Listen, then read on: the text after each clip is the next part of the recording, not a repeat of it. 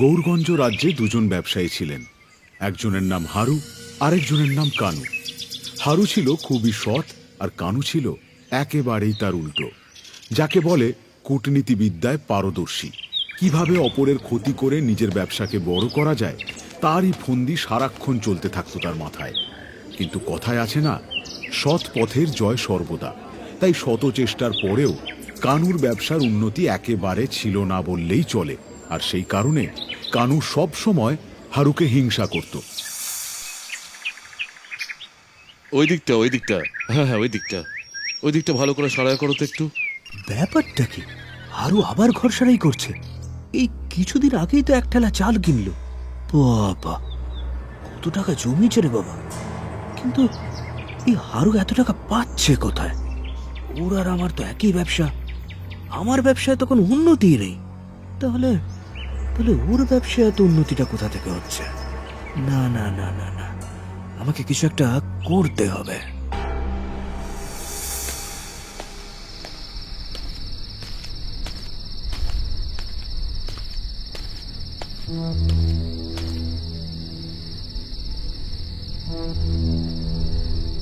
এখন শুধু ভোর হবার অপেক্ষা।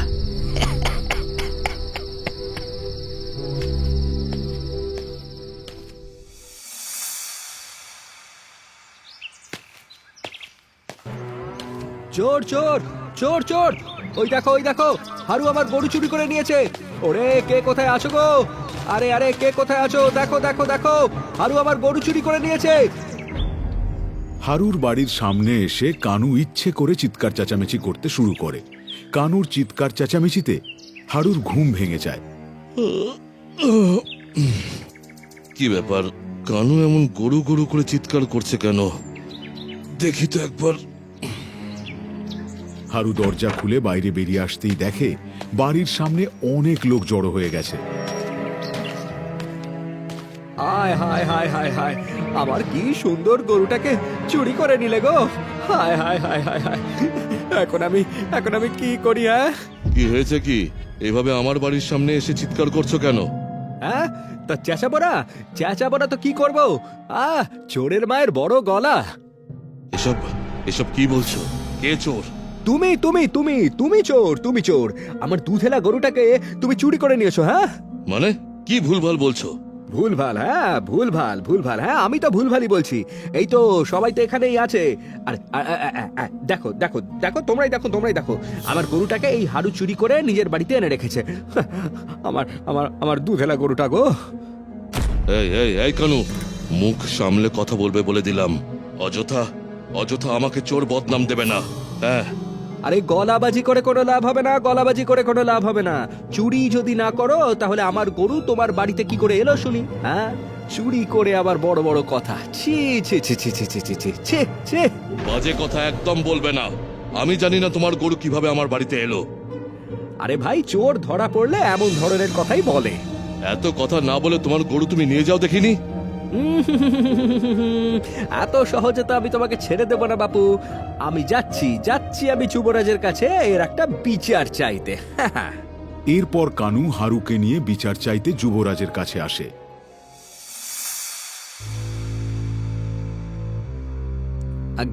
আগে সবই তো শুনলেন যুবরাজ, এবার আপনি এর একটা বিহিত করুন।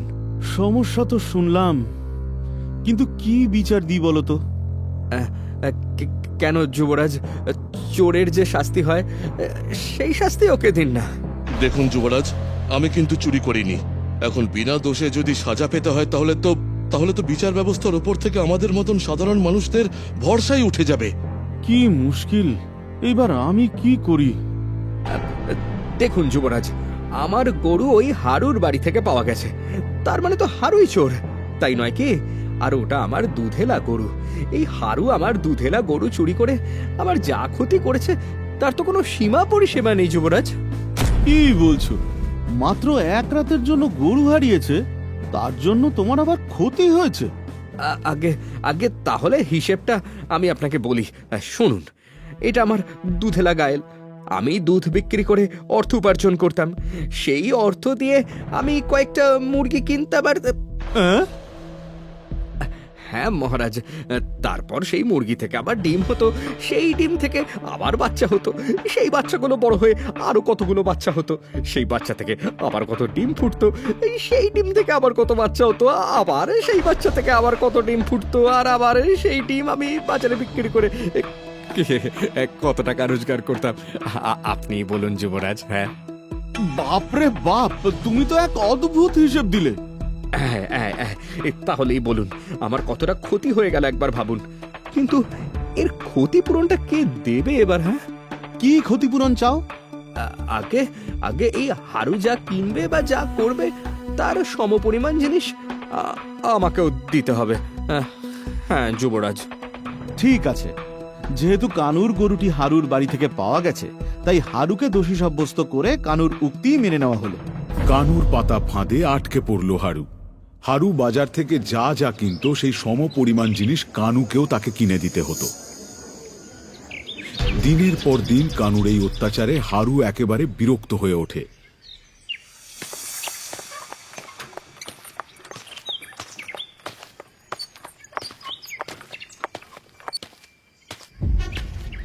যাও ভাই, চালগুলো ঘরে রেখে এসো। কি ব্যাপার? হ্যাঁ কি ব্যাপার? তুমি চাল কিনেছো, তাহলে আমার বাড়িতে চাল পৌঁছায়নি কেন? হ্যাঁ আরে কি আশ্চর্য, চাল তো দৈনন্দিন জীবনের জিনিস, সেটাও কি আমাকে কিনে দিতে হবে নাকি? হবেই তো। রাজসভায় কি কথা হয়েছিল সেটা ভুলে গেছো? হ্যাঁ, তুমি যা করবে তার সমপরিমাণ আমাকেও দিতে হবে। আজ বিকেলের মধ্যে এক ঠেলা চাল যেন আমার বাড়িতে পৌঁছে যায়, ঠিক আছে?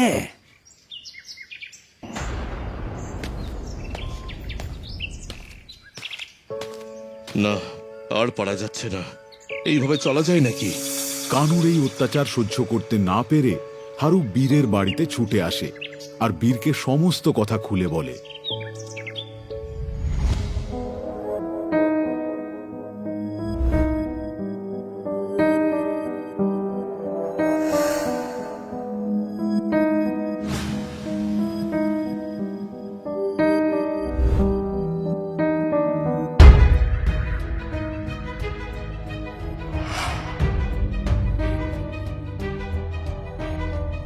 কি বলছো হারুদা?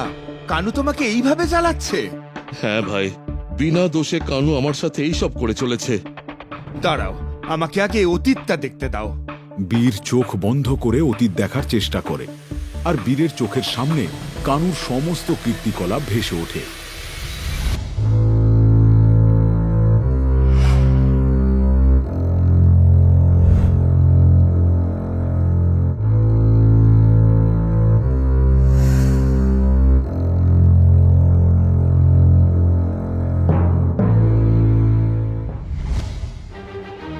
কি সাংঘাতিক! নিজে ইচ্ছা করে তোমার বাড়িতে গরু বেঁধে রেখে এইভাবে তোমাকে চোর অপবাদ দিল। তবে আর বলছি কি, আমার হাড় মাস একেবারে জ্বালিয়ে খাচ্ছে। তুমি তুমি কিছু একটা করো বীর। না, আমি না, যা করার তোমাকেই করতে হবে। আমাকে? আমি কি করব? বলছি,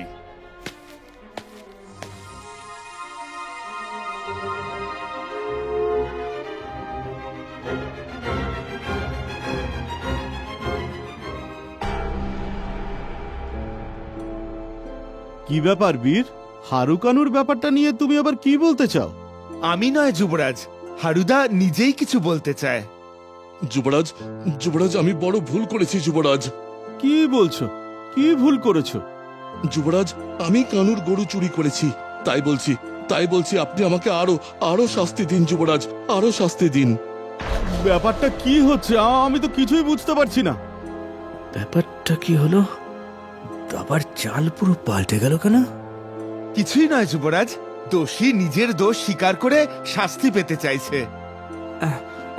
দেখুন যুবরাজ, ও যদি নিজে থেকে শাস্তি নিতে চায় তাহলে নিক না, কিন্তু কিন্তু আগের শাস্তিটা বহাল থাকতে হবে। হ্যাঁ হ্যাঁ হ্যাঁ, সে তো বটেই। নাও হারুদা, বলো, তুমি নিজে বলো তুমি কি শাস্তি নিতে চাও। যুবরাজ, আমাকে আপনি 1000 ঘা চাবুক মারুন। হ্যাঁ, এসব তুমি কি বলছো? সে কি কথা? হারুটা আবার পাগল টাগল হয়ে গেল নাকি? যাকে নিজে থেকে যখন চাবুক খেতে চাইছে খাক না, আমার কি। নিন যুবরাজ, আদেশ দিন। আর কিছু ভাববেন না যুবরাজ, আদেশটা দিয়ে দিন। আচ্ছা বেশ, তুমি যা চাইছো তাই হবে। এই কে আছো? এই হারুকে 1000 ঘা চাবুক মারো।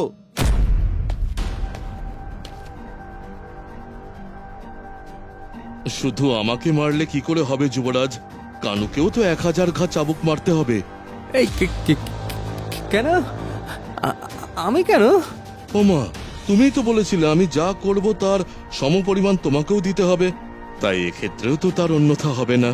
হ্যাঁ তাই তো, যা হবে সমান সমান। ওরে বাবারে, ওরে মানে আমাকে ছেড়ে দাও। আমি স্বীকার করছি, আমি করেছি, এই সব কিছু আমি করেছি। এখানে এখানে হারুর কোনো দোষ নেই। ছেড়ে দাও আমাকে, জীবনটা জামাই ছেড়ে দিন, ছেড়ে দিন, ছেড়ে দিন, ছেড়ে দিন। আমি আর কখনো এরকম করবো না, ছেড়ে দিন আমায়। তার মানে? তার মানেটা আমি আপনাকে বলছি যুবরাজ। এই কানু হারুদার উপর হিংসে করে ইচ্ছে করে ওর বাড়িতে নিজের গরু বেঁধে দিয়ে এসেছিল, আর সেই গরু চুরির দোষে আজীবন হারুদার থেকে জিনিসপত্র নিতে চেয়েছিল। কি এত বড় মিথ্যে? এই কে আছো? কে আছো? ওকে এক্ষুনি ধরে কারাগারে বন্দি করো।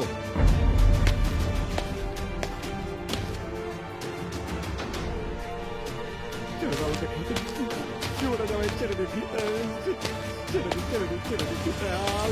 আমি আর কখনো এরকম করবো না। ধন্যবাদ বীর, তুমি না থাকলে একটা মিথ্যে দোষের শাস্তি হারুকে সারা জীবন বইতে হতো। সত্যি সত্যি তোমার জন্য গৌরগঞ্জ রাজ্যে কখনো কোনো অন্যায় হবে না।